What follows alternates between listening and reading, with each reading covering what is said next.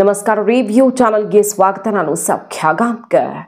ಪಾಕಿಸ್ತಾನಕ್ಕೆ ಅರಗಿಸಿಕೊಳ್ಳಲಾರದ ಶಾಕ್ ಏನಾಯ್ತು ನೋಡಿ. ಪಾಕಿಸ್ತಾನದಲ್ಲಿ ಭರ್ಜರಿ ಸುದ್ದಿ ಬರ್ತಾ ಇದೆ ಪಾಕ್ನಿಂದ. ಡೀಟೇಲ್ಸ್ ಇರ್ತಾ ಹೋಗ್ತೀವಿ. ಮಿಸ್ ಮಾಡಿದ್ರೆ ನಮ್ಮ ಚಾನಲ್ನ ಸಬ್ಸ್ಕ್ರೈಬ್ ಮಾಡಿ, ನಿಮ್ಮ ಅಭಿಪ್ರಾಯ ಕಮೆಂಟ್ ಮಾಡಿ ತಿಳಿಸಿ. ಎಸ್ ವೀಕ್ಷಕರೇ, 58 ಪಾಕ್ ಸೈನಿಕರ ಹತ್ಯೆ ಒಂದೇ ಏಟಿಗೆ. ಒಂದು ಏಟಲ್ಲಿ ಯಾವ ರೀತಿ ಧ್ವಂಸ ಆಗಿದೆ ಅಂದರೆ ಪಾಕಿಸ್ತಾನದಲ್ಲಿ ಕೊನೆಗೆ ಬೇರೆ ರಾಷ್ಟ್ರಗಳ ಮಧ್ಯಪ್ರವೇಶದಿಂದಾಗಿ ಜೀವ ಉಳಿಸಿಕೊಂಡ ಪಾಕಿಸ್ತಾನ ಏನಾಗಿದೆ ಡೀಟೇಲ್ಸ್ನ ಇಡ್ತಾ ಹೋಗ್ತೀವಿ ನೋಡಿ. ಅಫ್ಘಾನಿಸ್ತಾನದ ವಿದೇಶಾಂಗ ಸಚಿವ ಅಮೀರ್ ಖಾನ್ ಮುತ್ತಕಿ ಭಾರತದ ಪ್ರವಾಸದಲ್ಲಿ ಇರುವಾಗಲೇ ತಾಲಿಬಾನ್ ಪಡೆಗಳು ಮಾರಣ ಹೋಮವನ್ನು ಶುರು ಮಾಡಿವೆ ಪಾಕಿಸ್ತಾನದಲ್ಲಿ. 25ಕ್ಕೂ ಹೆಚ್ಚು ಪಾಕ್ ಸೇನೆ ಕ್ಯಾಂಪ್ಗಳನ್ನು ವಶಪಡಿಸ್ಕೊಂಡಿರೋದು. 25 ನಿನ್ನೆ ಈ ರಿಪೋರ್ಟ್ ಇಟ್ಟಿದ್ವಿ. ಒಂದು ಪಾಕಿಸ್ತಾನದ ಜೆಟ್ ಯುದ್ಧ ವಿಮಾನವನ್ನು ಪುಡಿಗಟ್ಟಿದ, ಧ್ವಂಸ ಮಾಡಿ ಬೂದಿ ಮಾಡಿ ಹಾಕಿದ ತಾಲಿಬಾನಿಗಳು. 25 ಕ್ಯಾಂಪ್. ನಿನ್ನೆ 10 ಕ್ಯಾಂಪ್ ಇತ್ತು, 8-10 ಕ್ಯಾಂಪ್ ರಿಪೋರ್ಟ್ಸ್ ಆಗಿತ್ತು. ಈಗ 25 ಪಾಕಿಸ್ತಾನದ ಸೇನಾ ಕ್ಯಾಂಪ್ಗಳನ್ನು ವಶಪಡಿಸಿಕೊಂಡ ತಾಲಿಬಾನ್ ವಿದೇಶಾಂಗ ಸಚಿವರು ಭಾರತದಲ್ಲಿರುವಾಗ ನಡೆದಂತಹ ಬೆಳವಣಿಗೆ. ಅಫ್ಘಾನಿಸ್ತಾನದ ವಿದೇಶಾಂಗ ಮಂತ್ರಿ ಅಮೀರ್ ಖಾನ್ ಇಲ್ಲಿರುವಾಗ, ಭಾರತದ ನೆಲದಲ್ಲಿ ಇರುವಾಗ, ಜಯಶಂಕರ್ ಜೊತೆಗೆ ನಿರಂತರ ಮಾತುಕತೆ ನಡೀತಿರೋ ಹೊತ್ತಲ್ಲಿ, ಪಾಕಿಸ್ತಾನ ಬಗ್ಗುಬಡಿಯೋ ನಿಟ್ಟಿನಲ್ಲಿ ಮಾತುಕತೆಗಳಾಗಿರೋ ಹೊತ್ತಲ್ಲಿ, ಅಫ್ಘಾನಿಸ್ತಾನಕ್ಕೆ ವಿವಿಧ ಬಗೆಯ ನೆರವುಗಳನ್ನು ಕೊಡೋದಕ್ಕೆ ಭಾರತ ಸಹಾಯ ಹಸ್ತ ಚಾಚಿರುವ ಹೊತ್ತಲ್ಲಿ ನಡೆದಿರುವಂಥ ಬಿಗ್ ಡೆವಲಪ್ಮೆಂಟ್ ಅನ್ನೋದನ್ನು ಮರೆಯೋ ಹಾಗಿಲ್ಲ. ಅದನ್ನು ಮನಸ್ಸಲ್ಲಿ ಇಟ್ಟುಕೊಂಡೇ ಎಲ್ಲ ಡೆವಲಪ್ಮೆಂಟ್ಸ್ ನೋಡಬೇಕು. 25 ಸೇನಾ ಕ್ಯಾಂಪ್ಗಳು ಈಗ ತಾಲಿಬಾನ್ ವಶಕ್ಕೆ. ಅವರ ಸೇನಾ ಕ್ಯಾಂಪ್ಗಳನ್ನು ಬಿಟ್ಟು ಪಾಕಿಸ್ತಾನ ಸೈನಿಕರು ಓಡಿದ್ದಾರೆ ಜೀವ ಉಳಿಸ್ಕೊಳ್ಳೋಕ್ಕೆ. ಅಟ್ಲೀಸ್ಟ್ ಸೈನಿಕರಾದರೂ ಉಳ್ಕೊಳ್ಳಿ ಅನ್ನುವಂಥ ಮುನೀರನ ಆದೇಶ ಪಾಕಿಸ್ತಾನದ ಬಟ್ಟೆ ಬಿಚ್ಚಿದೆ. ಈಗ ಮತ್ತೆ ಜಗತ್ತಿನ ಮುಂದೆ ತಾನು ಭಯಂಕರ ಶಕ್ತಿಶಾಲಿ, ಭಾರತ ಮತ್ತೇನಾದರೂ ದಾಳಿ ಮಾಡಿದ್ರೆ ಅಥವಾ ಮತ್ತೆ ಯುದ್ಧ ಆದರೆ ವಿಮಾನದ ಅಡಿಗೆ ಹಾಕಿ ಮುಚ್ಚಾಕ್ತೀವಿ ಅಂತ ಗುಡುಗಿದ್ದು ಇದೇ ಪಾಕಿಸ್ತಾನ ಅನ್ಸತ್ತೆ. ಮೊನ್ನೆ ಅಫ್ಘಾನಿಸ್ತಾನವನ್ನೇ ಎದುರಿಸೋದಕ್ಕಾಗದೆ ಪಾಪ ಪಾಕಿಸ್ತಾನ ಲಿಟ್ರಲಿ ನೀವು ಆ ದೃಶ್ಯ ನೋಡಬಹುದು. ಪಾಕಿಸ್ತಾನದ ಸೈನಿಕರು ಓಡಿದ್ದಾರೆ. ತಮ್ಮ ಸೇನಾ ಕ್ಯಾಂಪ್ಗಳನ್ನು ಅನಾಥ ಮಾಡಿ ರಕ್ಷಿಸಿಕೊಳ್ಳದೆ ಜೀವ ಉಳಿಸ್ಕೊಳ್ಳೋದಕ್ಕೆ ಓಡಿದ ಹೇಡಿ ಸೈನಿಕರು ಪಾಕಿಸ್ತಾನದವರು. ಅಷ್ಟು ಕಥೆ ಆಗಿದೆ. ಇನ್ನು ಭಾರತವನ್ನು ಈ ಸಲ ಬಗ್ಗು ಬಡಿತಾರಂತೆ ಪಾಪ. ಪಾಕಿಸ್ತಾನದ ಕನಸು ಹೆಂಗಿದೆ ನೋಡಿ.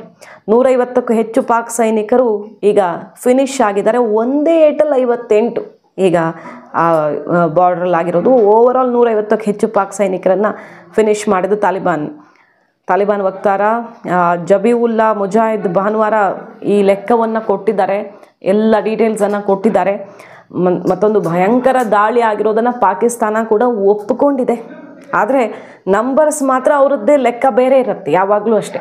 ಅದು ಭಾರತ ದಾಳಿ ಅಂದರೆ ಅವರು ಮಾಡಿ ಕಾಲು ಕೆರ್ಕೊಂಬಂದು ನಾವು ಉತ್ತರ ಕೊಟ್ಟಾಗಿರಲಿ, ಯಾವಾಗಲೇ ಇರಲಿ, 100 ಜನ ಸತ್ತಿದ್ರೆ ಅವ್ರು 10 ಅಂತ ಅಷ್ಟೇ ಹೇಳೋದು, ತೋರಿಸೋದು. ಮತ್ತು ಮೀಡಿಯಾ ಕವರೇಜ್ಗೂ ಬಿಡಲ್ಲ ಅವರು. ಶುಕ್ರವಾರ ರಾತ್ರಿ ಪಾಕಿಸ್ತಾನ ಅಫ್ಘಾನಿಸ್ತಾನದ ರಾಜಧಾನಿ ಕಾಬೂಲ್ ವಾಯು ನೆಲೆ ಮೇಲೆ ದಾಳಿ ಮಾಡಿದ ಬೆನ್ನಲ್ಲೇ ಅಫ್ಘಾನಿಸ್ತಾನ ತಿರುಗಿಸ್ಕೊಟ್ಟಿದೆ. ಹೆಂಗೆ ತಿರುಗಿಸ್ಕೊಡ್ತು ಅಂದರೆ, ನೀವು ನಿಮ್ಮ ಎಲ್ಲೇ ಮೀರಿದ್ರಿ ನಾವೀಗ ಏನು ಮಾಡ್ತೀವಿ ಅನ್ನೋ ರೀತಿಯಲ್ಲಿ ತಿರುಗಿಸ್ಕೊಟ್ಟಿದೆ. ಪ್ರತೀಕಾರಕ್ಕೆ ನಡೆದಂಥ ದಾಳಿಯಲ್ಲಿ ಪಾಕಿಸ್ತಾನದ ಸೈನಿಕರು ತತ್ತರಿಸಿ ಓಡಿ ಹೋಗಿ ಜೀವ ಉಳಿಸ್ಕೊಂಡಿದ್ದಾರೆ. ಅಂದರೆ ಕೆಲವರು ಜೀವ ಉಳಿಸ್ಕೊಳ್ಳೋಕೆ ಓಡಿ ಹೋಗಿದ್ದಾರೆ. ಪಾಕಿಸ್ತಾನದ ಸೈನ್ಯ ಯಾವ ರೀತಿ ಹೇಡಿ ಸೈನ್ಯ ಅನ್ನೋದು ಅಫ್ಘಾನಿಸ್ತಾನದ ಈ ಅಬ್ಬರ ಆರ್ಭಟದಲ್ಲಿ ಬಟಾಬಯಲಾಗಿದೆ. ಪಾಕಿಸ್ತಾನದ ಬಂಕರ್ಗಳನ್ನು, ಭಯೋತ್ಪಾದಕ ಅಡಗುತಾಣಗಳನ್ನು ನಾಶಪಡಿಸಲಾಗಿದೆ. ಒಂದು ಕಡೆ ಭಾರತ ಅಲ್ಲಿನ ಉಗ್ರರನ್ನು ಹುಟ್ಟಡಗಿಸಿದೆ, ಸೈನಿಕರ ಶಿರ ಚೆಂಡಾಡಿದೆ. ಈಗ ಅಫ್ಘಾನಿಸ್ತಾನ್ ಭಾರತದ ಜೊತೆಗೆ ಕೈ ಕುಲುಕುತ್ತಿರೋ ಹೊತ್ತಲ್ಲಿ ಅದೇ ಕೆಲಸವನ್ನು ತಾಲಿಬಾನಿಗಳು ಪಾಕಿಸ್ತಾನದಲ್ಲಿ ಮಾಡಿದ್ದಾರೆ. ಇಂಟ್ರೆಸ್ಟಿಂಗ್ ಡೆವಲಪ್ಮೆಂಟ್ ಅಂದರೆ ನೋಡಿ ಏನಾಗಿದೆ ಅಂತ. ಪಾಕಿಸ್ತಾನದ ಜೀವ ಉಳಿಸೋದು ಈ ಕಡೆಗೆ ಕತಾರ್ ಮತ್ತು ಸೌದಿ ಅರೇಬಿಯಾ ಬಂದಿರೋದು. ಬೇಡ್ಕೊಂಡಿವೆ ಈ ದೇಶಗಳು, ದಯವಿಟ್ಟು ನೀವು ಪಾಕಿಸ್ತಾನ ಹಿಂಗೊಡಿಬೇಡಿ, ನಾವು ಇಸ್ಲಾಂ ರಾಷ್ಟ್ರಗಳು ಹಿಂಗೆ ಮಾಡ್ಕೊಂಡ್ಬಿಟ್ರೆ ಹೆಂಗೆ ನಿಲ್ಲಿಸ್ಬಿಡಿ ಅಂತ ಕೇಳಿಕೊಂಡಿವೆ. ಆದೇಶ ಕೊಟ್ಟಿದ್ದಲ್ಲ, ಅಫ್ಘಾನಿಸ್ತಾನ ಹಂಗೆ ರೊಚ್ಚಿಗೆದ್ದಿತ್ತು. ಪಾಕಿಸ್ತಾನದ ಥರ ಭಿಕ್ಷೆ ಬೇಡಲ್ಲ ನಾವು ಅನ್ನುವಂಥ ಸಂದೇಶ ಕೊಡೋ ಮಟ್ಟಿಗೆ ಕಾನ್ಫಿಡೆಂಟಾಗಿ ನುಗ್ಗಿತ್ತು ಈ ಸಲ ಅಫ್ಘಾನಿಸ್ತಾನ. ಕತಾರ್ ಮತ್ತು ಸೌದಿ ಅರೇಬಿಯಾ ಮನವಿ ಮಾಡಿಕೊಂಡು ಮಧ್ಯರಾತ್ರಿ ಕಾರ್ಯಾಚರಣೆ ಕಡೆಗೆ ನಿಲ್ಲಿಸಿರೋದು ಅಫ್ಘಾನಿಸ್ತಾನ. ಪಾಕಿಸ್ತಾನ ಸತ್ತು ಹೋಗ್ತಿದೆ, ದಯವಿಟ್ಟು ಉಸಿರು ಆಡೋದಕ್ಕೆ ಬಿಡಿ, ಕುತ್ತಿಗೆ ಬಿಟ್ಟು ಬಿಡಿ, ಅವರದ್ದು ಹಿಚ್ಕ್ತಾ ಇದ್ದೀರಿ, ಕುತ್ತಿಗೆ ಬಿಟ್ಟು ಬಿಡಿ ಅಂತ ಕೇಳಿಕೊಳ್ಳಲಾಗಿದೆ. ಭಾರತ ಅಟ್ಯಾಕ್ ಮಾಡಿದಾಗ ಭಾರತದ ಕಾಲು ಹಿಡ್ಕೊಳ್ತು ಪಾಕಿಸ್ತಾನ.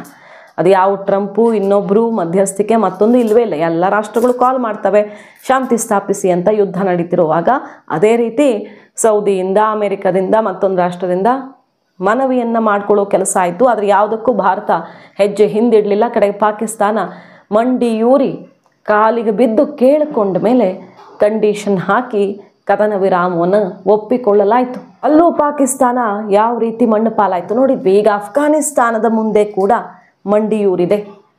ಯಾವ್ಯಾವುದೋ ರಾಷ್ಟ್ರ ಎದುರಿಸತ್ತಂತೆ ಪಾಕಿಸ್ತಾನ. ಅಫ್ಘಾನಿಸ್ತಾನವನ್ನು ಬಗ್ಗುಬಡಿಯುವಂಥ ತಾಕತ್ತು ಪಾಕಿಸ್ತಾನಕ್ಕಿಲ್ಲ. ಮಂಡಿಯೂರಿ ಕಡೆಗೆ ಸೌದಿ ಬಂದು ಕಾಂಪ್ರಮೈಸ್ ಮಾಡಿದ ಮೇಲೆ, ಸ್ವಲ್ಪ ಉಸಿರಾಡಕ್ಕೆ ಬಿಡಿ ಅವ್ರಿಗೆ ಅಂತ ಹೇಳಿದ ಮೇಲೆ ಸುಮ್ಮನಾದ ಅಫ್ಘಾನಿಸ್ತಾನ್. ನೋಡಿ ಪಾಕಿಸ್ತಾನದ ಬಣ್ಣ ಹೆಂಗೆ ಬಯಲಾಗಿದೆ ಅಂದರೆ, ಅವ್ರ ಹತ್ರ ಅಮೇರಿಕಾದ ಸಪೋರ್ಟ್ ಇದೆ, ಅವ್ರ ಹತ್ರ ಇನ್ನೊಬ್ಬರ ಸಪೋರ್ಟ್ ಇದೆ. ಈಗ ನಾವು ಮತ್ತಷ್ಟು ಸ್ಟ್ರಾಂಗ್ ಆಗಿದ್ದೀವಿ. ಮೊನ್ನೆ ನಡೆದಂಥ ಬೆಳವಣಿಗೆ, ಯುದ್ಧದ ಬಳಿಕ, ಭಾರತದ ಜೊತೆಗಿನ ಯುದ್ಧದ ಬಳಿಕ ನಾವು ಸಿಕ್ಕಾಪಟ್ಟೆ ಸ್ಟ್ರಾಂಗ್ ಆಗಿದ್ದೀವಿ, ಅತ್ಯಾಧುನಿಕ ಶಸ್ತ್ರಾಸ್ತ್ರಗಳಿವೆ ಅಂತಿದ್ದಂತಹ ಪಾಕಿಸ್ತಾನಕ್ಕೆ ಈಗ ಭಾರತದ ಜೊತೆಗೆ ಕೈ ಕುಲುಕಿರುವಂತಹ ತಾಲಿಬಾನಿಗಳು ಕೊಟ್ಟಿರೋ ಶಾಕ್ ಮಾತ್ರ ಅರಗಿಸಿಕೊಳ್ಳಲಾಗದಿರುವಂಥದ್ದು.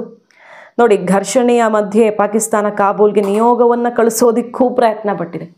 ನಿಯೋಗ ಕಳಿಸ್ಕೊಟ್ಟು ಬೇಡ್ಕೊಳ್ಳೋದಕ್ಕೂ ಕೂಡ ಪ್ರಯತ್ನ ಪಟ್ಟಿದೆ ಅನ್ನೋದು ವೆರಿ ಇಂಟ್ರೆಸ್ಟಿಂಗ್ ಡೆವಲಪ್ಮೆಂಟು. ಪಾಕಿಸ್ತಾನದಲ್ಲಿ ಏನಾಗ್ತಿದೆ, ಬಲೂಚಿಗಳ ಬಗ್ಗೆ ಬಡಿತಿದ್ದಾರೆ. ಎನಿ ಟೈಮ್ ಪಾಕಿಸ್ತಾನ ಭೂಪಟದಿಂದ ಮಾಯ ಆಗಬಹುದು ಅನ್ನೋದಕ್ಕೆ ಇದೇ ಎಕ್ಸಾಂಪಲ್. ಅಲ್ಲಿ ಖೈಬರ್ ಪಖ್ತೂನ್ಖ್ವಾ, TTP, ಪಾಕಿಸ್ತಾನದ ಒಳಗಿನ ತಾಲಿಬಾನಿಗಳು ರಕ್ತ ಹರಿಸಿದ್ದಾರೆ. ಡ್ರೋನ್ ಅಟ್ಯಾಕ್ ಮಾಡ್ತಿದ್ದಾರೆ. ಅದೇನಪ್ಪ, ಈ ಭಾರತ ಡ್ರೋನ್ ನಾಗಾಸ್ತ್ರ ಅಟ್ಯಾಕ್ ಮಾಡಿ ಪಾಕಿಸ್ತಾನದ ಬೇರೆ ಬೇರೆ ಪ್ಲೇಸ್ಗಳನ್ನೆಲ್ಲ ಧ್ವಂಸ ಮಾಡ್ತಲ್ಲ, ಹುಡ್ಕೊಂಡು ಹೋಗಿ ಅಲ್ಲಿ ಬಾಂಬ್ ಡ್ರಾಪ್ ಮಾಡ್ತಿತ್ತು ಆ ಡ್ರೋನ್ಗಳು. ಆ ಥರ ಆಪ್ರೇಷನ್ ಶುರುವಾಗಿದೆ ಈಗ. TTPಯಿಂದ ಅಲ್ಲಿರುವಂಥ ಬಂಡುಕೋರರು, ಸೋ ಕಾಲ್ಡ್ ಬಂಡುಕೋರರಿಂದ ಪಾಕಿಸ್ತಾನದಲ್ಲಿ ಡ್ರೋನ್ ಆಪ್ರೇಷನ್ ಎಲ್ಲ ಶುರುವಾಗ್ಬಿಟ್ಟಿದೆ. ಈಗ ಯುದ್ಧ ನಡೀತಿದೆ, ಅದಕ್ಕಿಂತ ಮುಂಚೆ ಡ್ರೋನನ್ನು ಬಳಸಿ ಅಟ್ಯಾಕ್ ಮಾಡೋಕ್ಕೆಲ್ಲ ಶುರು ಮಾಡಿಬಿಟ್ಟಿದ್ರು. ಎಲ್ಲಿಂದ ಬಂತು ಅವ್ರ ಕೈಗೆ ಡ್ರೋನು? ಭಾರತದ ದಾಳಿಯಿಂದ ಇನ್ಸ್ಪೈರ್ ಆದ್ರ ಏನು ಕಥೆನೋ. ಒಟ್ಟಿನಲ್ಲಿ TTP ಅವರನ್ನು ಬಡಿದ ರೀತಿ, ಖೈಬರ್ ಪಖ್ತೂನ್ಖ್ವಾದವರ ಹೋರಾಟ, ಬಲೂಚಿಗಳ ಹೋರಾಟ, POK ಹೋರಾಟ ಎಲ್ಲವೂ ಪಾಕಿಸ್ತಾನದ ಮ್ಯಾಪ್ ಹರಿದು ಹೋಗುತ್ತೆ ಅನ್ನೋದಕ್ಕೆ ಸ್ಪಷ್ಟವಾದ ಸುಳಿವು ಕೊಡ್ತಾ ಇದ್ದು. ಈಗ ಅವರ ಕಂಪ್ಲೀಟ್ ಬಲ ನೆಲ ಕಚ್ಚಿದೆ. ಭಾರತ ಏನು ಕಡಿಮೆ ವಿಧ್ವಂಸ ಮಾಡಿ ಬಂದಿತ್ತು ಪಾಕ್ನಲ್ಲಿ, ಏನೂ ಉಳ್ಕೊಂಡೇ ಇಲ್ಲ ಅವ್ರ ಹತ್ರ ಸರಿ ಮಾಡ್ಕೊಳ್ಳೋದಕ್ಕೆ. ಅಷ್ಟರ ಮಟ್ಟಿಗೆ ಲಕ್ಷ ಲಕ್ಷ ಕೋಟಿ ಟೆಂಡರ್ ಕರೆದು ರಿಪೇರಿ ಮಾಡಿಸೋ ಮಟ್ಟಿಗೆ ವಿಧ್ವಂಸ ಸೃಷ್ಟಿಸಿದ್ದು ನಮ್ಮ ಸೇನಾಪಡೆಗಳು. ಈಗ ಅಫ್ಘಾನಿಸ್ತಾನದ ಹೊಡೆತನೂ ತಡ್ಕೊಳ್ಳೋಕ್ಕಾಗದೆ ಯುದ್ಧ ನಡೀತಿರುವಾಗೆ ಕೈ ಕಾಲು ಹಿಡಿಯೋದಕ್ಕೆ ಮುಂದಾದ ಪಾಕಿಸ್ತಾನ ನಿಯೋಗವನ್ನು ಕಳಿಸೋದಕ್ಕೂ ರೆಡಿ. ಅಫ್ಘಾನ್ ತಾಲಿಬಾನ್ ಸರ್ಕಾರ ನೋಡಿ, ಉತ್ತರದ ಗಡಿಯಲ್ಲಿರೋ ಪರ್ವತ ಪ್ರದೇಶಗಳ ಮೇಲೆ ಹೆಂಗೆ ದಾಳಿ ನಡೆಸಿದೆ ಅಂದರೆ, ರಾತ್ರೋರಾತ್ರಿ ಪಾಕಿಸ್ತಾನ ಏನು ಮಾಡಿತ್ತು ಅಂತ ಕೇಳಿದ್ರೆ, ತನ್ನ ಎಲ್ಲೆಯನ್ನು ಮೀರಿ ಅಫ್ಘಾನಿಸ್ತಾನದ ವಾಯು ಪ್ರದೇಶವನ್ನು ಉಲ್ಲಂಘನೆ ಮಾಡಿ ಮಾರ್ಕೆಟ್ ಮೇಲೆ ಬಾಂಬ್ ಹಾಕೋಕೆ ಹೋಯ್ತು. ಆವಾಗ ಇನ್ನೂ ಕೆರಳಿದಂತಹ ಅಫ್ಘಾನಿಸ್ತಾನ ಪರ್ವತ ಪ್ರದೇಶ, ಅಲ್ಲೆಲ್ಲ ಏನು ತುಂಬ ಸೂಕ್ಷ್ಮವಾದ ಪ್ರದೇಶದ ಮೇಲೆ ಅಟ್ಯಾಕ್ ಮಾಡುತ್ತೆ. 58 ಸೈನಿಕರು ಒಂದೇ ಹೊಡೆತಕ್ಕೆ ಬೀಳ್ತಾರೆ. ಪಾಕಿಸ್ತಾನವನ್ನು, ಅಲ್ಲಿನ ಸೈನಿಕರನ್ನು ಧೂಳಿಪಟವಾಗಿಸಿದೆ ಈಗ ತಾಲಿಬಾನ್. ಅಷ್ಟೇ ಅಲ್ಲ, ಪಕ್ಕಾ ಮಾಹಿತಿ ನಮ್ಮ ಹತ್ರ ಇದೆ, ಇಡೀ ಜಗತ್ತಿನ ಮುಂದೆ ಇರ್ತೀವಿ ಅಂತ ತಾಲಿಬಾನ್ ಗುಡುಗಿರೋದೇನೆಂದರೆ, ಪಾಕಿಸ್ತಾನದ ಖೈಬರ್ ಪಖ್ತೂನ್ಖ್ವಾ ಪ್ರಾಂತ ಇಸ್ಲಾಮಿಕ್ ಸ್ಟೇಟ್ ಅಂಗಸಂಸ್ಥೆ ISIS, ಅಲ್ಲಿ ಅದರ ISISನ ತರಬೇತಿ ಕೇಂದ್ರಗಳನ್ನು ಬಹಳ ದೊಡ್ಡ ಸಂಖ್ಯೆಯಲ್ಲಿ ಹೊಂದಲಾಗಿದೆ. ಇರಾನ್ ಮತ್ತು ಮಾಸ್ಕೋದಲ್ಲಿ ಇತ್ತೀಚೆಗೆ ನಡೆದಂಥ ದಾಳಿ ಈ ಕೇಂದ್ರದಿಂದ ನಡೆದಿರೋದು ಪಕ್ಕಾ ಮಾಹಿತಿ ನಮ್ಮ ತನಿಖೆಯಿಂದ ಸಾಕ್ಷಿ ಸಮೇತ ಬಯಲಾಗಿದೆ. ISIS ಅಲ್ಲಿರುವ ಪಾಕ್ನಲ್ಲಿರೋ ಕೇಂದ್ರನೇ ಇರಾನ್ ಮತ್ತು ಮಾಸ್ಕೋದಲ್ಲಿ ನಡೆದಂಥ ದಾಳಿಗಳ ಕೇಂದ್ರ ಬಿಂದು ಅಂತ. ಅಫ್ಘಾನಿಸ್ತಾನದ ಮೇಲೂ ಕೂಡ ಇತ್ತೀಚಿನ ದಾಳಿಗಳನ್ನು ಇದೇ ನೆಲೆಯಿಂದ ಯೋಜಿಸಲಾಗಿತ್ತು. ಪ್ರಮುಖ ISIS-K ಸದಸ್ಯರನ್ನು ನಮಗೆ ಹಸ್ತಾಂತರಿಸುವಂತೆ ಪಾಕಿಸ್ತಾನ ಸರ್ಕಾರಕ್ಕೆ ಕಟ್ಟೆಚ್ಚರ ಕೊಡ್ತಾ ಇದ್ದೀವಿ ಅಂತ ತಾಲಿಬಾನ್ ಸರ್ಕಾರ ಈಗ ಪಾಕಿಸ್ತಾನಕ್ಕೆ ಸಾಕ್ಷಿ ಸಮೇತ ಶಾಕ್ ಕೊಡ್ತಾ ಇದೆ. ಸೌದಿ ಅರೇಬಿಯಾ ಕೇಳ್ಕೊಳ್ಳದೆ ಇದ್ದಿದ್ರೆ, ಸೌದಿ ಕತಾರ್ ಮಧ್ಯಪ್ರವೇಶ ಮಾಡದೇ ಇದ್ದಿದ್ರೆ ಪಾಕಿಸ್ತಾನ ನಿಜಕ್ಕೂ ಕೂಡ ಭಾರತ ಏನು ಹೇಳ್ತಿದೆಯಲ್ಲ ಸಂಪೂರ್ಣವಾಗಿ ಅಳಿಸಿ ಹೋಗುತ್ತೆ ಭೂಪಟದಿಂದ ಅಂತ ಬಹುತೇಕ ಈಗ ಅದೇ ಆಗ್ತಾ ಇದೆ. ಯಾವ್ಯಾವ ಕಡೆಯಿಂದ ಪಾಕಿಸ್ತಾನವನ್ನು ಬಗ್ಗು ಬಡಿಯಲಾಗಿದೆ ಅಂದರೆ ಏನು ಮಾಡ್ತು ಈಗ ಅಮೇರಿಕಾ? ಏನಾದರೂ ಮಾಡ್ತಾ ಅಮೇರಿಕಾ? ಪಾಕಿಸ್ತಾನಕ್ಕೆ ಭಯಂಕರ ಶಕ್ತಿಯ ಬಲವಿದೆ. ಭಾರತವನ್ನು ಬಗ್ಗುಬಡಿತೀನಿ ಅಂತಿರೋ ಪಾಕಿಸ್ತಾನಕ್ಕೆ ಈಗ ಜೀವ ಉಳಿಸ್ಕೊಳ್ಳೋದಕ್ಕೆ ಕೈ ಕಾಲು ಹಿಡಿದು ಮಧ್ಯರಾತ್ರಿ ಭಿಕ್ಷೆ ಬೇಡೋ ಪರಿಸ್ಥಿತಿಯನ್ನು ತಂದಿಡಲಾಗಿದೆ. ಇಲ್ಲಿ ಸುದೀರ್ಘ ಮಾತುಕತೆ ಅಫ್ಘಾನಿಸ್ತಾನಕ್ಕೆ ಎಲ್ಲ ಬಗ್ಗೆ ಹೆಲ್ಪ್ ಕೊಡೋ ನಿಟ್ಟಿನಲ್ಲಿ ಭಾರತ ಮೆಡಿಕಲ್ ಸಂಬಂಧಪಟ್ಟಂತೆ ವೈದ್ಯಕೀಯ, ಆ್ಯಂಬುಲೆನ್ಸು, ಬೇರೆ ಬೇರೆ ಒಪ್ಪಂದಗಳೆಲ್ಲ ಆಗ್ತಾ ಇದ್ದಾವೆ. ಅಲ್ಲಿನ ಮೆಡಿಕಲ್ ಸಿಸ್ಟಮ್ನ ಸ್ಟ್ರಾಂಗ್ ಮಾಡೋ ನಿಟ್ಟಿನಲ್ಲಿ ಡ್ಯಾಮ್ ಕಟ್ಟೋದಕ್ಕೆ ಭಾರತ ಸಹಕಾರ ಕೊಡ್ತಿದೆ. ಅಫ್ಘಾನ್ ಅಭಿವೃದ್ಧಿಗೆ, ಅಲ್ಲಿನ ಜನರ ಶ್ರೇಯೋಭಿವೃದ್ಧಿಗೆ ಭಾರತ ಬಹಳ ದೊಡ್ಡ ಕೊಡುಗೆಯನ್ನು ಕೊಡೋದಕ್ಕೆ ಒಪ್ಪಂದ ಮಾಡ್ಕೊಳ್ತಿದೆ. ಆ ಮಾತುಕತೆಯಲ್ಲಿಯೇ ಇದ್ದಾರೆ ಇಲ್ಲಿ ಸಚಿವರು, ವಿದೇಶಾಂಗ ಸಚಿವರು ಬಂದು ಮೀಟಿಂಗ್ಗಳನ್ನು ಮಾಡ್ತಿರೋ ಹೊತ್ತಲ್ಲಿ ನಡೀತು ನೋಡಿ ಅಲ್ಲಿ ಪಾಕಿಸ್ತಾನದಲ್ಲಿ ಮಾರಣ ಹೋಮ. ಪಾಕ್ ಈಗ ತರಗೆಲೆಯಂತೆ ಉದುರಿ ಬಿದ್ದಿರೋದು. ಡುರಾಂಡ್ ರೇಖೆಯ ಬಳಿ ಆ ಪ್ರದೇಶದಲ್ಲಿ ಎರಡು ದೇಶಗಳ ಭಾರಿ ಘರ್ಷಣೆ ಸಿಕ್ಕಾಪಟ್ಟೆ ಆತಂಕಕ್ಕೆ ಕಾರಣ ಆಯಿತು. ಸಾವು ನೋವಿನ ಸಂಖ್ಯೆ ಅಷ್ಟಿಷ್ಟಲ್ಲ. ಅಫ್ಘಾನಿಸ್ತಾನದಲ್ಲಿ ಆಗೇ ಇಲ್ವಾ ಸಾವು ನೋವು ಅಂದರೆ ಖಂಡಿತ ಅಲ್ಲೂ ಆಗಿದೆ. ಆದರೆ ಪಾಕಿಸ್ತಾನವನ್ನು ಬಗ್ಗು ಬಡ್ದಿರೋ ರೀತಿ ನಮಗೇನಾದರೂ ಪರವಾಗಿಲ್ಲ, ಈ ಸಲ ಪಾಕಿಸ್ತಾನವನ್ನು ಇಲ್ಲವಾಗಿಸ್ತೀವಿ ಅನ್ನುವಂಥ ಆ ಒಂದು ಹುಮ್ಮಸ್ಸಿನಿಂದ ಈ ಸಲ ಅಫ್ಘಾನ್ ನುಗ್ಗಿ ಹೊಡೆದಿದೆ, ಪಾಕಿಸ್ತಾನವನ್ನು ಧ್ವಂಸ ಮಾಡಿ ಬಿಸಾಕಿದೆ. ವಾಯುದಾಳಿ ಸ್ಥಗಿತವಾಗ್ತಾನೇ ಇರಲಿಲ್ಲ. ವಾಯುದಾಳಿ ಕತಾರ್ ಮತ್ತು ಸೌದಿ ಅರೇಬಿಯಾ ಕೋರಿಕೆ ಮೇರೆಗೆ ಪಾಕಿಸ್ತಾನದ ವಿರುದ್ಧ ಕಾರ್ಯಾಚರಣೆಯನ್ನು ನಿಲ್ಲಿಸಿದ್ದೀವಿ ಅಂತ ತಾಲಿಬಾನ್ ವಕ್ತಾರರು ಓಪನ್ ಆಗಿ ಹೇಳಿದ್ದಾರೆ. ಪಾಕಿಸ್ತಾನದ ಬಣ್ಣ ಏನು ಅಂದರೆ ಇಷ್ಟೇ ಅವರ ತಾಕತ್ತು ಅನ್ನೋದನ್ನು ಓಪನ್ ಆಗಿ ಬಯಲು ಮಾಡಿದ್ದಾರೆ. ಇರಾನಿನ ವಿದೇಶಾಂಗ ಸಚಿವ ಅಬ್ಬಾಸ್ ಅರಗ್ಚಿ ಸಂಯಮವನ್ನು ಕಾಯ್ದುಕೊಳ್ಳುವಂತೆ ನೆರೆಯ ದೇಶಗಳಿಗೆ ಕರೆ ಕೊಟ್ಟಿದ್ದಾರೆ. ಅಷ್ಟರ ಮಟ್ಟಿಗೆ ಅಫ್ಘಾನಿಸ್ತಾನ ಇವತ್ತು ಪಾಕಿಸ್ತಾನವನ್ನು ಬೆರಳ ತುದಿಯಲ್ಲಿ ಆಡಿಸಿ ಬಿಸಾಕಿದೆ. ಪಾಕಿಸ್ತಾನ ಭೂಪಟದಿಂದ ಇಲ್ಲವಾಗುವ ಸಮಯ ಇನ್ನೂ ದೂರ ಇಲ್ಲ. ಅಫ್ಘಾನಿಸ್ತಾನವನ್ನೇ ಆಟ ಆಡಿಸೋಕ್ಕಾಗಿಲ್ಲ ಪಾಕಿಸ್ತಾನಕ್ಕೆ. ಇನ್ನು ಭಾರತವನ್ನು ಸರ್ ಕ್ರೀಕ್ ರೀಜನ್ನಲ್ಲಿ ಕೆಣಕಿದೆ. ಈಗ ಭಾರತವನ್ನು ಮತ್ತೆ ಕಾಲು ಕೆರಕೊಂಡು ನಾವು ಯುದ್ಧಕ್ಕೆ ಬರ್ತೀವಿ ಅಂತ ಹೇಳ್ತಾ ಇದೆ ಪಾಕಿಸ್ತಾನ. ಏನಾಗಬಹುದು ಪಾಕ್ನ ಪರಿಸ್ಥಿತಿ ರೈಟ್ ಟೈಮ್ಗೆ ಬಂದು ನಿಂತಿದೆ.